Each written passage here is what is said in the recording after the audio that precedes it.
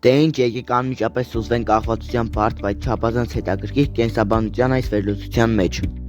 Սա իսկական պարադոքս է, չէ՞, ինչպես կարող են նույն քիմիական նյութը փրկել կյանքեր, բայց նաև անխնա կործանել դրանք։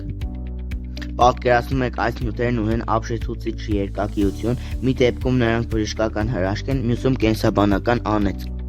Սկսենք ամենասկզբից, հնագույն ու խիստ հակասական քնաբեր խաշխաշից։ Այն հայտնի է եղել դեռևս հազարամյակներ առաջ։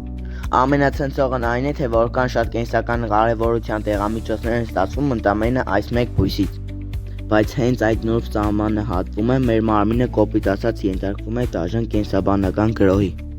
Գաղտնիքն այն է, որ այս նյութերն արհեստականորեն պայթեցնում են նորեպինեֆրինի տագնապի հորմոնի մակարդակն օրգանիզմում։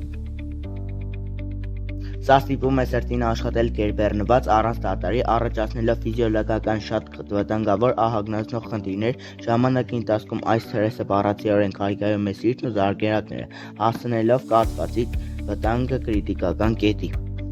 Բայց միայն սիրտը չի տուժում, 6 միլիոն մարդ ունի երիկամների խնդիրներ, որտեղ թմրանյութերն ահռելի դեր ունեն։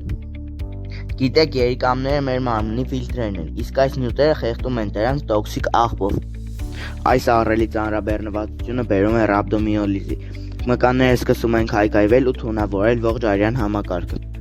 Մկանային այս սարսափելի քայքայումը խթանում են տարբեր նյութեր, դաժանաբար խցանելով երիկամներին ու ֆիլտրերը։ Շնորհակալություն ուշադրության համար,